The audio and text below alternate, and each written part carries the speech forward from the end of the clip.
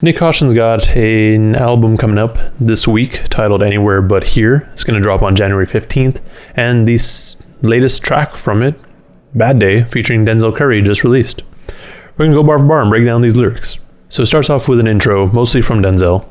Yeah, dude, with the pineapple on the sea in this motherfucker. Yeah, you already know what the fuck it is, bitch. Goddamn ULT Pro Era shit. That's basically all they're getting at. I mean, the only thing that it's really of note here is just the SpongeBob reference. That's always fun. This then goes into the first verse, which is mostly from Denzel with a bit of trading bars from Nyck Caution. Boy, got flow like an aqueduct. If shit ain't real, it ain't pock enough. Had no money for the meal, now my pocket stuffed. You can't smoke with a kid, man, you dropped a blunt. So he's got to flow like an aqueduct. Aqueducts are the things that the Romans created, I believe.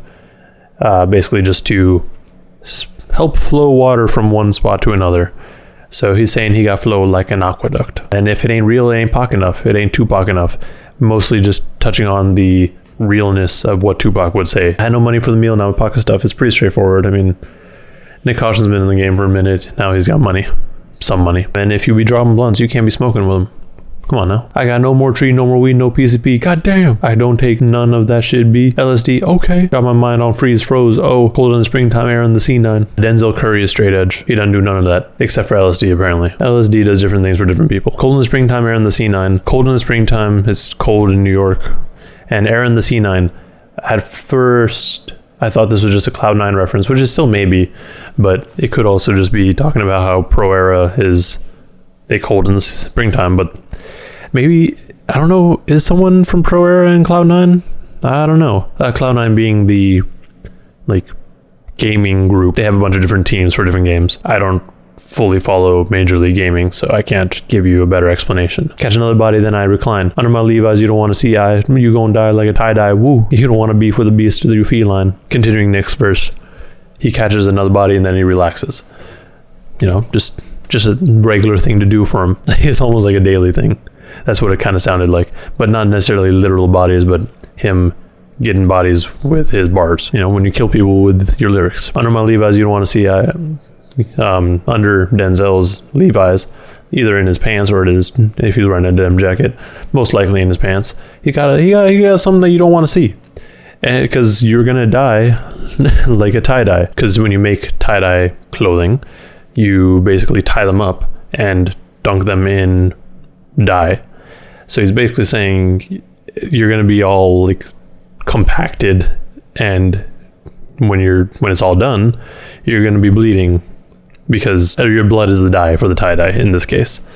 It's kind of a little gruesome, really. If Denzel's going to do all that to someone, yeah, then you don't want to be with the beast to a feline. It carries on the same thing that hip-hop always does, where they're like, oh, if you're not hard or if you don't do these certain things, you're feminine. So you a feline could be like, yo, you a pussy. I mean, it's more of just saying oh, you're just scared.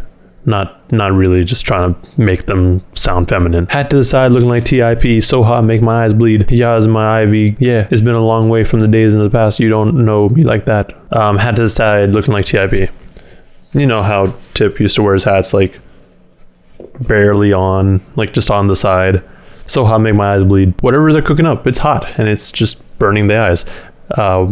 That also sounds like a reference to Denzel's upcoming album. I forgot the exact title, but it's along the lines of eyes bleed. Yah is in my ivy, God is in my ivy, God is running me. Don't know me for the way that I cope with the pain when everything might crash. You ain't never been in my shoes looking at the world my side of the glass. So when you mention my name, it's so much for you to say you don't know me like that. You don't know Nick.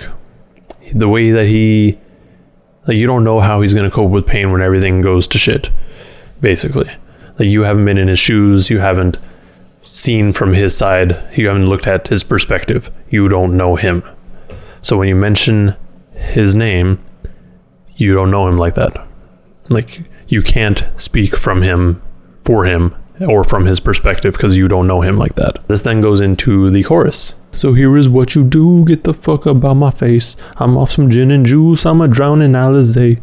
And you could get the deuce, you won't need a band-aid. And you don't wanna see me on a fucking bad day. So here is what you do, get the money, fuck a hoe. I bought some gin and juice and the motherfucking row. And you could get the deuce, hit your ass like Figaro. And you don't wanna see me on a fucking bad day. No way. I really like that chorus, actually. It's sing-songy, but it's kind of aggressive in the same way. Basically, they're just like, yo, you don't want to see me on a bad day. They're just having a bad day. They drunk because they had a bad day. So don't look at them wrong. This then goes into the second verse, which is 90% Nyck Caution. It just has a bit from Denzel at the beginning. Boy, gotta flow like an aqueduct. If the shit ain't real, it ain't pock enough. You motherfuckers not real, you imposters, bro. I wrote your name in a search and you ain't popping off. Y'all ain't real. You don't actually, like, I think this is touching on how a lot of rappers just kind of say things in the rhymes and don't actually know about it, or they haven't experienced it. Like, they fake. They're not real. They're imposters. And then he tried to look him up through Google or something, and they're like, oh, you ain't even popping. Flex hard, feeling like Big Papa Pump. Beast Coast murder every fucking posse cut. I'ma get mine, no pity. If you out of line, then you might die in my city. Flex hard, feeling like Big Papa Pump. Big Papa Pump is an alias for Scott Steiner from the WWE. So, wrestling references. But it's also just kind of in reference to Biggie. Like, people call him Big Papa. Like, flex hard, like he's flexing hard like a wrestler, but he also feels like Big Papa. 10 o'clock show, get inside, not 50. When the shit started, need a mosh pit or I'm dipping. Need to get away, who the fuck am I kidding? Anywhere but here, couldn't be where I'm living. The show's at 10 o'clock, get inside, not 50. I think that's in reference to, because 50 is, it's like if you look it up, or 50 is the numbers 5 and 0. 50, 50, it's another word for police. And police, like when you're getting arrested, they're going to tell you to get in the car. So he's like, the show is at 10 o'clock, get inside the venue, not like the 50, like 50 are telling you to get inside. And then he needs a mosh pit or he's gonna leave. Open up the pit, like your arms up, lit, no spark plug. I'm gonna need some more love. I guess this is what a stone hard does. I'm a good guy, but just wait until I'm charged up. Yeah, open up the pit, like your arms up. Like when your arms are up, your armpit.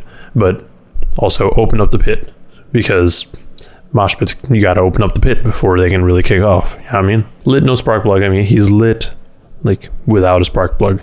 He didn't need a spark plug to get lit like a car would. And he needs more love to continue that litness. Like it's like people's love for him and the crowd is what gets him going. I guess this is what a stone heart does. A stone heart's like just a cold heart. Someone who doesn't necessarily show emotion or take in emotion, kind of like you're just cold. So he needs this crowd to show him love so that he can kind of feel something, basically. And then yeah, he's a good guy, but you don't want to see him when he's charged up. When he's upset, when he's having a bad day, you don't want to see him. You don't want to see me on a bad day. You don't want to see me on a bad day. You don't want to see me on a bad day. He just says you don't want to see me on a bad day for a minute. You don't want to test when the fuel's in the gas tank. Just another clip in the ashtray. I've been over heads like Anne Frank. You give a fuck what you're missing. Yeah, you don't want to test him when he's all fueled up.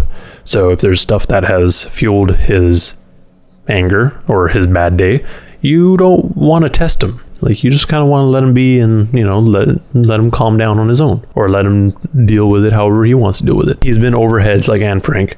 Like, his lyrics, what he says, what he's talking about, goes over people's heads like Anne Frank, who basically hid, or who did hide in an attic. Yeah. That was a bar. And then it goes back into the chorus, and that's the same as before. So that's it. This song is produced by Charlie Heat. That's something that I should probably have said in the beginning. And just the lyrics alone don't do it justice. Like, you need to hear the song itself. And there's just so much energy. Like, this is definitely a mosh pit song. Like, whenever shows are a thing again, and whenever people are comfortable moshing again, this is going to be one of those mosh pit songs.